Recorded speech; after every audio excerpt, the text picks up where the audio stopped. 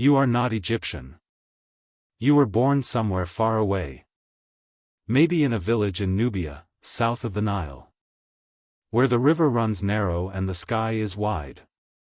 Or maybe you grew up in Syria, in a house made of mud brick, speaking a language that no one around you will ever understand again. One morning, men arrive. There is no argument. Your father, who is a king of a small kingdom, has already agreed. You are going somewhere else now. You are going to Egypt. This is how it begins. For most of the women who end up living inside the royal household of the pharaoh, they do not choose this life. They arrive. The building you will call home is called the Perhener. In the Egyptian language, this is the actual word the Egyptians used. The word harem that most people use today is an Arabic word that came much later in history. The Egyptians had their own name for this place, and it means something closer to the house of the secluded women, or simply the enclosed place. You will not live in the main palace, where the pharaoh holds his court. The Perhener is a separate compound. It is large. In some periods of Egyptian history, like during the reign of Ramesses II, thousands of women lived inside it. It has its own administration, its own kitchens, its own gardens, and its own staff of workers, guards, and overseers. The women who live here are not all the same. They come from different countries. They hold different positions. And they have very different lives from each other. The compound at a place called Gurub, which archaeologists have excavated, gives us a clear picture. The excavation found looms, needles, spindle whorls, and weaving tools in large numbers. This tells us something important about what most of the women inside this compound spent their days doing. You weave linen. This is not a poetic way of saying something. You literally stand or sit at a loom and weave. Egypt was famous in the ancient world for producing the finest linen cloth. Royal linen was so thin and tightly woven that it was almost transparent.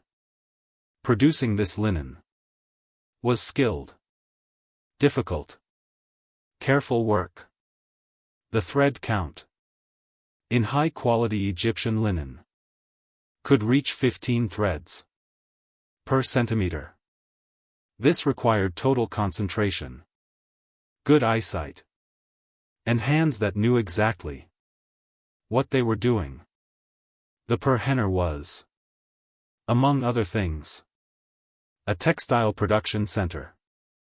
The women living there produced cloth for the palace, for temples, for the royal family, and for trade. You are part of this production. You learn the patterns. You learn the weights of different threads. You learn how long a piece should take, and what the finished cloth should look like. There are also women who sing and dance. The title, Chantress of Ammonius, was an actual title held by women in the royal household who performed religious music during ceremonies and temple rituals. These women were not wives. They held a specific religious role and were respected for it. If you have a talent for music, this may be the path you end up on. Other women work in administration. The Perhener had a complex internal structure, with supervisors, record keepers, and women who managed other women. Power inside this compound was real, even if it was invisible to the outside world. Not every woman in the Perhenner has the same rank. There is a clear and serious hierarchy here.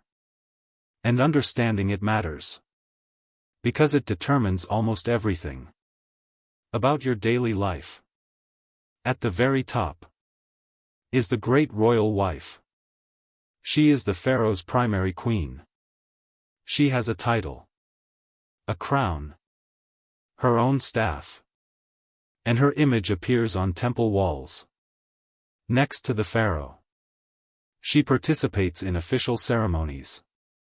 Her children have the strongest claim to inherit the throne. She is not just a wife in the modern sense.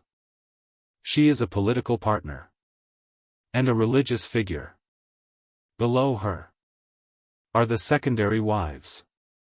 These women are still officially married to the pharaoh. They may have children by him.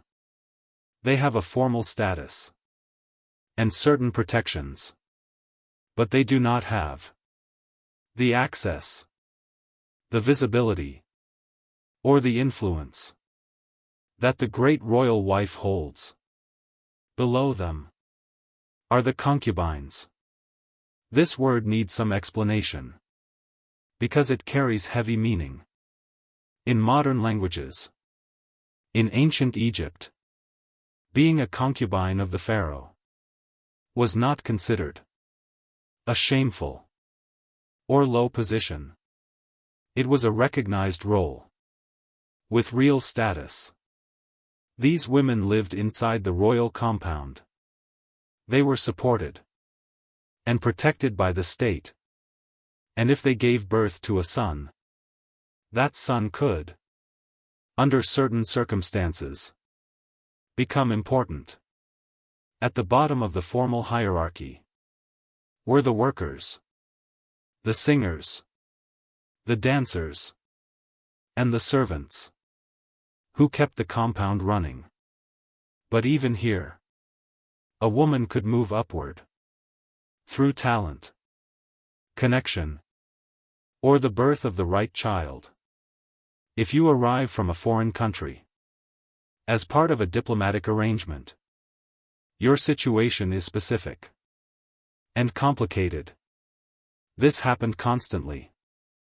In ancient Egypt, the Amarna letters, which are a collection of clay tablets with diplomatic correspondence from around BCE, are full of negotiations about the exchange of royal women.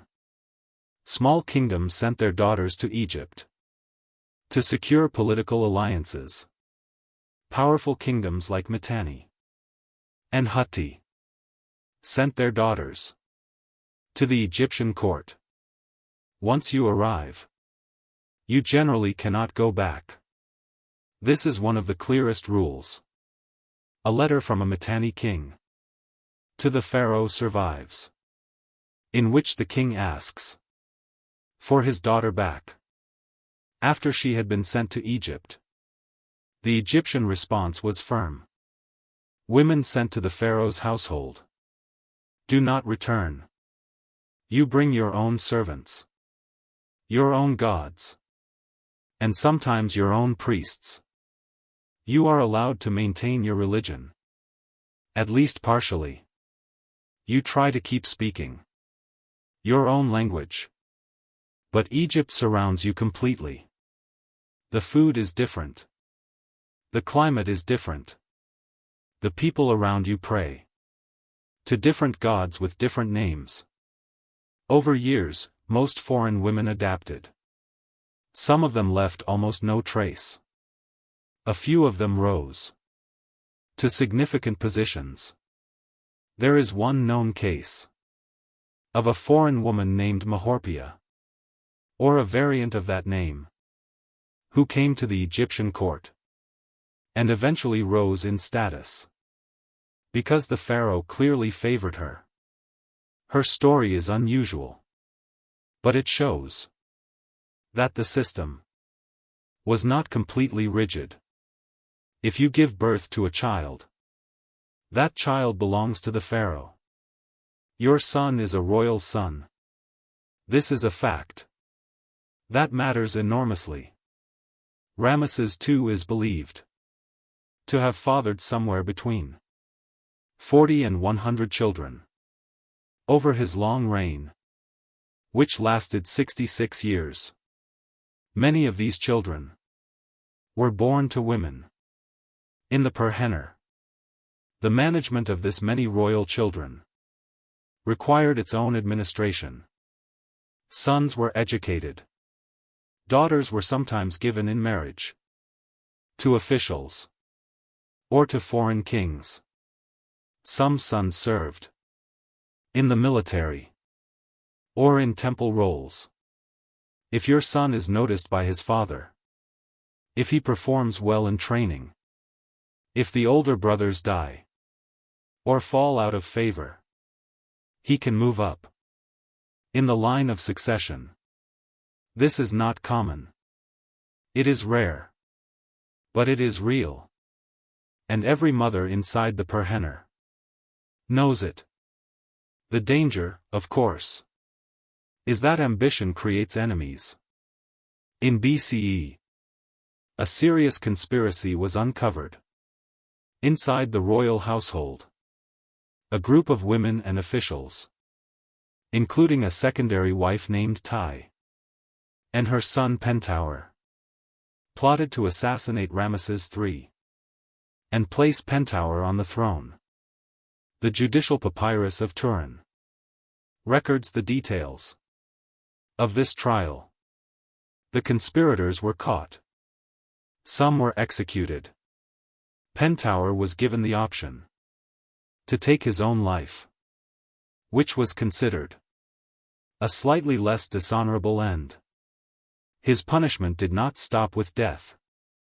His name was erased from records, which in Egyptian belief meant the destruction of his afterlife as well. The pharaoh's active attention is not permanent. He is a man with hundreds of women in his household and an entire kingdom to run.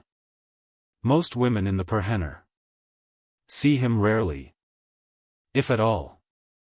You spend your years weaving, praying, raising your children if you have them, and maintaining whatever relationships you have built with the other women around you. As you get older, your position does not necessarily become less secure.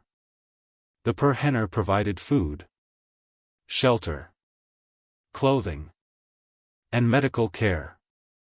Women who had given birth to royal children were especially protected. The death of the pharaoh did not mean the end of your support. The royal household continued under the new pharaoh, and the women of the previous household were generally cared for, though they moved into a kind of retirement status. You pray to Hathor, the goddess of beauty, music, and women. You wear kohl around your eyes, made from galena, a gray mineral, ground into powder. You apply green eye color, made from malachite. You use red ochre on your lips and cheeks. Your cosmetics are stored in small jars, made from alabaster or faience. You do your morning routine carefully, because appearance is not vanity here. It is part of how you maintain your status and identity inside a place where those things matter very much. This life was not a romance. It was not a punishment either. It was a structured, managed existence inside a large institution that had its own rules, its own culture, and its own internal world. Some women found real community here. The shared work. The shared rituals. The children growing up together. These created bonds that lasted decades. Some women held real power, managing large numbers of people and significant resources. Some women were forgotten almost completely, their names lost, and their faces never carved anywhere. The pharaoh was not the center of your daily life. He was a distant figure whose decisions shaped everything around you, but who was rarely present.